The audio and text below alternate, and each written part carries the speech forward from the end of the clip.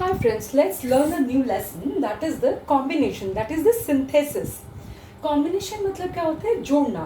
To और more simple sentences, जैसे दो या दो से ज़्यादा सेंटेंसेस को जब हम लोग एक सेंटेंस में जोड़ते हैं, दैट इज कॉल्ड कॉम्बिनेशन या सिंथेसिस ऑफ सेंटेंसेस. इसको हम लोग कई तरह से जोड़ सकते हैं. Let's see the different method जिससे हम लोग इसको जोड़ते हैं. पहला है हमारा एन एडवर्ब और एन एडवर्बियल फ्रेज. इससे हम लोग सेंटेंस को जोड़ सकते हैं. कैसे? Let's see. जैसे ये हमारा एक सिंपल सेंटेंस है, he forgot to bring the keys, full stop. ये हमारा एक सेंटेंस है. दैट वाज अनफॉर्चुनेट, ये हमारा दूसरा सेंटेंस है और एक फुल स्टॉप. दोनों में अलग अलग वर्ब्स हैं. सो कैसे हम इन दोनों सेंटेंसेस को ज्वाइन करेंगे? विद एडवर्ब और एडवर्बियल फ्रेज. एडवर्ब हमारा क्या होता है? हम लोग एडवर्ब पढ़े हुए, adverb of manner, adverb of time, adverb of place. Generally हम लोग एल करके इसको यूज करते हैं एडवर्ब को. सो यहाँ पर देखिए, he forgot to bring the keys, and ये जो भूल गया, दैट वाज अनफॉर्चुनेट. सो कैसे हम लोग इसको ज्वाइन करेंगे? ही अनफॉर्चुनेटली, ये जो अनफॉर्चुनेट है इसमें हम लोग एल लगा के इसको एडवर्ब बना दिए. और ही unfortunately forgot to bring the keys, इसको हम लोग ज्वाइन किए एक सेंटेंस में. he forgot to bring the keys, वो चाबी लाना भूल गया, ये बहुत दुर्भाग्यपूर्ण था. इसको हम लोग चेंज किए, he unfortunately forgot to bring the keys. see one more example. the sun had set, सूरज डूब गया. he had not returned home, वो घर वापस नहीं आया. जरूरी नहीं है कि हम लोग हमेशा एल ही लगा के एडवर्ब को चेंज करें. जब एल नहीं लगाए तो वो कभी कभी एडवर्बियल फ्रेज के रूप में हम लोग यूज कर लेते हैं. कैसे हम लोग इसको चेंज किए? He had not returned home, ये सेंटेंस हम लोग पहले ले आए. वो घर नहीं आया लौटकर. बाय सनसेट, कब तक नहीं आया? By sunset. ये भी हमारा एडवर्ब है, टाइमिंग बता रहा है, लेकिन फ्रेज के रूप में है, एल वर्ड्स के रूप में ये नहीं है. तो इस तरह से टू और मोर सेंटेंसेस को हम लोग फर्स्ट मेथड हमारा एन एडवर्ब और एडवर्बियल फ्रेज के रूप में हम लोग ज्वाइन कर सकते हैं. सेकेंडली हम लोग सेंटेंसेस को ज्वाइन कर सकते हैं पार्टिसिपल्स के साथ. कैसे? अब पार्टिसिपल का मतलब क्या होता है? जब कभी दो काम एक साथ होता है या फिर एक खत्म हो गया उसके बाद दूसरा स्टार्ट होता है, मैंने ये कर लिया फिर मैंने वो किया, उस टाइप के सेंटेंसेस में हम लोग ये पार्टिसिपल का यूज करते हैं. जैसे see the sentence, he was tired, this is a single sentence. Now he went to sleep, this is another single sentence. ये दोनों अलग अलग सेंटेंसेस है, दोनों में अलग अलग वर्ब है, फुल स्टॉप्स लगे हुए. Now how to change them in one single sentence? He was tired, तो पहले को मैंने इस तरह चेंज कर दिया, बीइंग टायर्ड. अगर हम लोग उसको हिंदी में बोलेंगे तो हमारे मुंह से क्या निकलेगा? थक कर वो सोने चला गया. He was tired, he went to sleep. हम लोग कभी टू टाइप से ऐसे नहीं बोलेंगे, वो थक गया, वो सोने चला गया. बोलेंगे टू सेंटेंसेस के हिसाब से. सिंगल में हम लोग ऐसे ही बोलेंगे. सो इंग्लिश में we will write being tired. First वाले को मैंने ऐसे बना दिया पार्टिसिपल लगा के, being tired he went to sleep. थका होने के कारण, थकने के कारण वो सोने चला गया. Let's see another example. He had his rest, he began to work. Two simple single sentences. He had his rest, उसने रेस्ट कर लिया. Now he began to work, rest करने के बाद काम करना शुरू कर दिया. कैसे इसको चेंज करेंगे?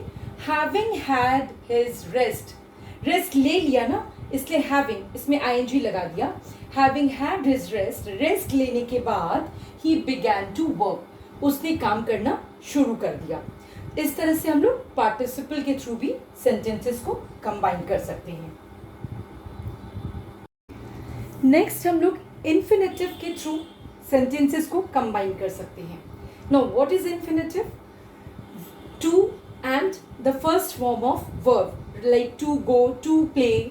जब हम लोग टू के साथ वर्ब की फर्स्ट फॉर्म लगाते हैं, that is called infinitive. See the sentences, the simple sentences. He is going to Kolkata, वह कोलकाता जा रहा है, is going.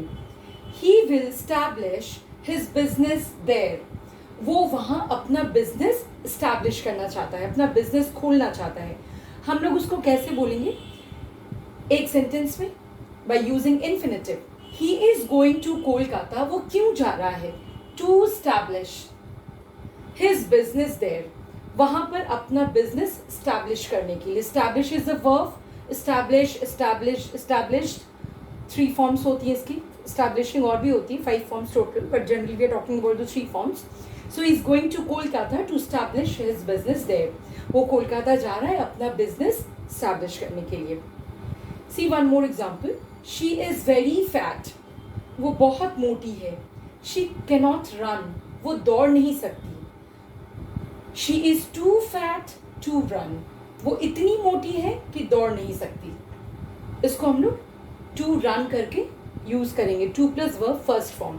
This is called infinitive, जब हम लोग वर्ब की फर्स्ट फॉर्म लगा के सेंटेंसेस को ज्वाइन करते हैं, right?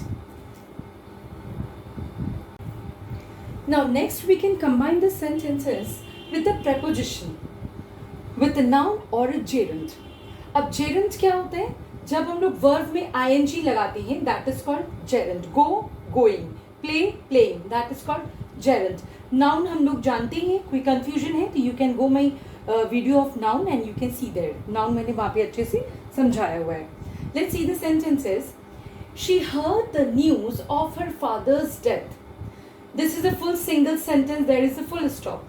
She heard the news of her father's death, she fainted, उसने अपने पापा की डेथ की न्यूज सुनी और वो फेंट हो गई। कैसे इसको ज्वाइन करेंगे? हम लोग कैसे बोलते हैं? वो ये न्यूज सुनकर फेंट हो गई, तो सुनकर, सुनकर को हम लोग कैसे बोलेंगे? हियर में हम लोग ing लगा देंगे, ये हो गया हमारा gerund। On hearing the news of her father's death she fainted, वहां मैंने कॉमा लगाया है, means sentence is not complete. When I am putting a full stop then the sentence is going to complete. On hearing the news of her father's death she fainted. Let's see another example. He gave them his valuable advice, उसने अपना valuable advice means विचार बोलिए, परामर्श बोलिए, उसको दिया, अपना मत दिया। He helped them with money, उसने पैसे भी दिए, मीन्स ये भी दिया और ये भी दिया। तो कैसे हम लोग इसको preposition के साथ यूज कर सकते हैं? Besides giving them, मतलब ये देने के साथ साथ his valuable advice, advice देने के साथ साथ he helped them with money also he helped them, दोनों चीजें दी। so besides giving them his valuable advice, यहाँ मैंने preposition use किया है, he helped them with money। so this way we can join with the preposition of with a noun or a gerund, means verb plus ing form। next we can combine the sentences by a noun or a phrase in apposition। अब ये क्या होता है? What is the phrase in apposition? Noun तो हम लोग को पता ही है, जैसे हम लोग बोलते हैं ना, राम जो एक अच्छा लड़का है आ रहा है। कौन आ रहा है? राम आ रहा है। अब राम है कौन? एक अच्छा लड़का है। तो नाउन इन एपोजिशन ये क्या करता है? सब्जेक्ट को डिस्क्राइब करता है, उसके बारे में हम लोग को और अच्छे से बताता है, और इसके दोनों साइड में हम लोग इस तरह से कॉमा का यूज करते हैं, right? So let's see the example. Rohit is a good batsman, Rohit एक अच्छा बैट्समैन है, full stop, one sentence. He made 100 runs yesterday, कल उसने 100 रन बनाए। अब हम रोहित के बारे में बोल रहे हैं, कैसे बोलेंगे हम लोग? रोहित अ गुड बैट्समैन, जो एक अच्छा बैट्समैन है, इधर भी कॉमा, इधर भी comma, made 100 runs yesterday. Noun in apposition इस तरह से लगता है कि ये पहले वाले वर्ड के साथ जब हम लोग ये बाकी सेंटेंसेस को ऐड करते हैं तो अपने आप मीनिंग निकल जाती है। बस ये क्या करता है? इसको डिस्क्राइब करता है, इस सब्जेक्ट को। See here, Rohit made 100 runs yesterday, इसकी फुल मीनिंग निकल रही है। अब रोहित, कौन रोहित? जो एक गुड बैट्समैन है। इसके आगे पीछे हम लोग कॉमा लगा देंगे, रोहित को ये डिस्क्राइब कर रहा है।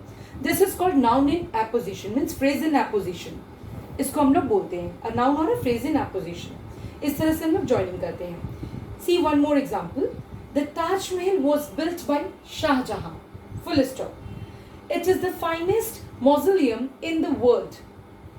ताजमहल किसने बनाया था? शाहजहां ने बनाया था। Taj Mahal was built by Shah Jahan. It is the finest mausoleum means you can say tomb means जो हम लोग किसी की याद में बनाते हैं ना, उसको हम लोग समाधि जैसे बोलते हैं। So it is the finest mausoleum in the world. How will you join the Taj Mahal? कौन सा Taj Mahal? The finest mausoleum in the world, जो दुनिया का सबसे फाइनेस्ट समाधि है, जो दुनिया की बहुत सुंदर फाइनेस्ट समाधि है, वो Taj Mahal was built by Shahjahan. इससे हमारा सेंटेंस कंप्लीट हो जाता है। The Taj Mahal was built by Shahjahan. Now I am describing this Taj Mahal by putting 2 commas here, one is here and one is here, and by writing about this Taj Mahal and describing the Taj Mahal. कौन सा Taj Mahal? The finest mausoleum in the world, वो ताजमहल वो बनाया गया है शाहजहां के द्वारा।